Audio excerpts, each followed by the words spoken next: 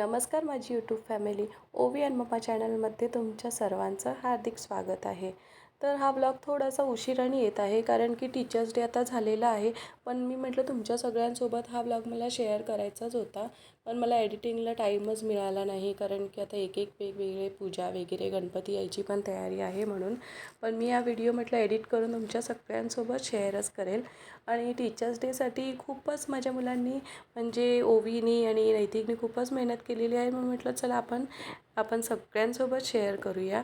आणि टीचर्स डेसाठी आपण काही ना काही गिफ्ट घेऊन जातो. म्हणजेच टीचरसाठी आपल्या स्वतःच्या खुशीने काहीतरी घेऊन जातो. तर मुलं कॅडबरी, पेन किंवा फ्लावर्स वगैरे असं सगळं घेऊन जातात. त्यावेळेस त्या दोघांना काहीतरी वेगळं करायचं होतं आणि स्वतःचे क्रिएटिव्हिटी करून काहीतरी करतात मुलं, तर खूप छान वाटतं. आपणही त्यांना थोडीशी हेल्प करतो, त्यामुळे कसं मुलांना कळतं देखील.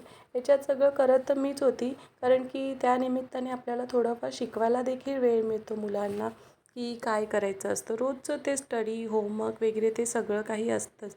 पण ह्या काही ॲक्टिव्हिटीमुळे मुलं थोडेसे ॲक्टिव्ह देखील होतात आणि त्यांना थोडंसं काहीतरी कळतं देखील की आपण ह्याच्यापासून थोड्याशा काही होईना आयडिया मिळतात आणि आपण त्याच्यामध्ये त्यांना थोडी थोडी कामं देखील सांगत गेलं तर त्यांना कळतं.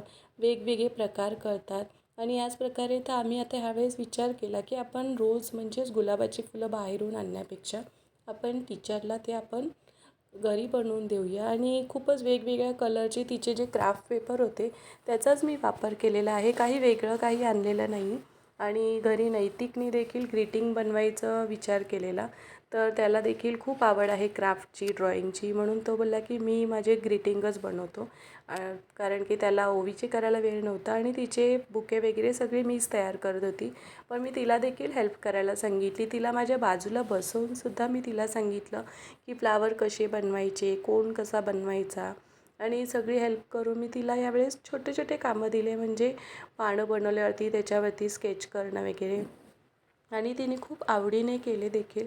आणि असं सुंदरसा आमचा बुके देखील रेडी झालेला आहे आणि खूपच ॲट्रॅक्टिव्ह दिसत होता. माझ्याजवळ जेवढे क्राफ्ट पेपर होते मी त्याचाच यूज केलेला आहे आणि खूप असा सुंदर दिसतो आहे बुके. असं वाटतं की बघून सनी आपणच घरात लावूया. आणि मी देखील घरासाठी देखील मी असं बनवणारच आहे सुंदरसा. याच्यामुळे कसं मुलांना खूप ॲक्टिव्हिटी असतात, आपल्याला असं वाटतं, पण त्यामुळे मुलांना फार काही कळतं देखील.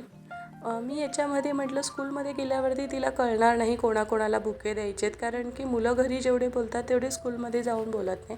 म्हणून आम्ही असा विचार केला की आपण याच्यावरती टीचर्सची नावं लिहूया. म्हणून मी प्रत्येक सब्जेक्ट वाईज त्यांच्या टीचरची नावं लिहून दिली, क्लासच्या टीचरची नावं लिहून दिली. आणि त्याप्रमाणे मग तिला समजवलं देखील की ह्या टीचरचं नाव आहे त्याप्रमाणे तू दे.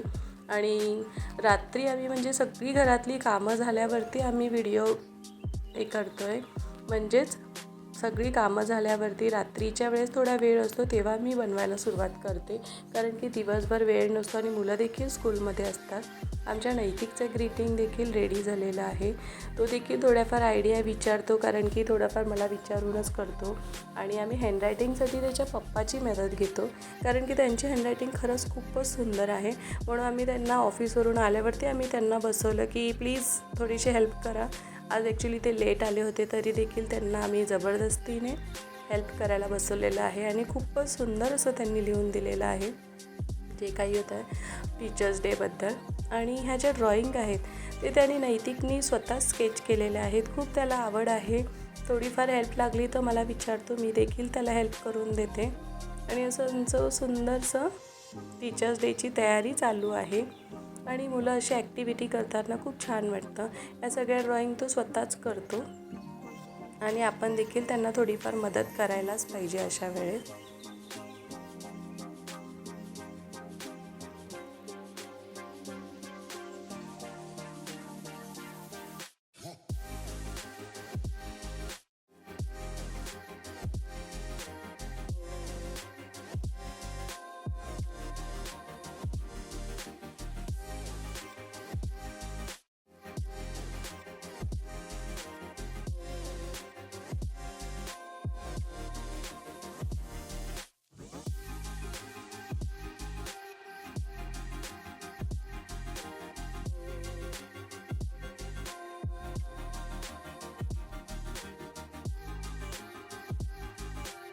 तर आज टीचर्स डे आहे म्हणून त्यांचे ग्रीटिंग बुके वगैरे खूप रात्री उशिरापर्यंत जागरण करून त्यांनी रेडी केलेले आहे. त्यांना पटापट पूर्ण घर स्वच्छ आवरूनसुद्धा खूप छान प्रकारे एक साईडला ठेवलेले आणि दुसऱ्या दिवशी स्कूलमध्ये जायसाठी तयारी केली आणि तिला त्याप्रमाणे समजूनसुद्धा सांगितलं. क्लासेसमध्ये देखील द्यायचे होते म्हणून तिकडच्यासाठी देखील बनवलेले होते. अशा प्रकारे खूप छान असे ग्रीटिंग आणि बुके तयार झालेलं आहे. तर तुम्हाला आमची ॲक्टिव्हिटी कशी वाटली तर प्लीज कमेंटमध्ये नक्की सांगा आणि आपला व्हिडिओ आवडल्यास चॅनलला लाईक, सबस्क्राईब अँड शेअर करा. धन्यवाद.